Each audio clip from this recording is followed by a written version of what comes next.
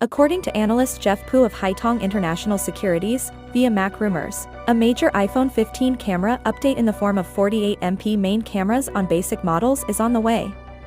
Pu claims that the new sensors, which will be higher resolution than the iPhone 14's present 12-megapixel main cameras, will have a 3 stacked sensors with greater light capturing capability for brighter and better images.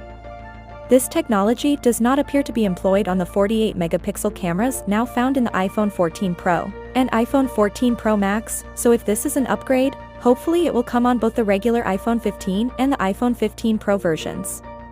The usage of 48-megapixel sensors in regular iPhones raises the question of whether Apple will allow them to utilize the full 48MP resolution.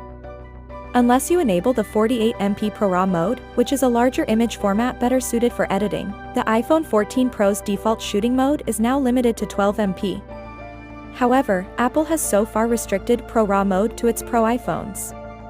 We're curious if this implies Apple will launch a normal 48MP photo option for non-Pro models, or if they'll remain limited to 12MP only, like the iPhone 14 and iPhone 14 Plus are currently.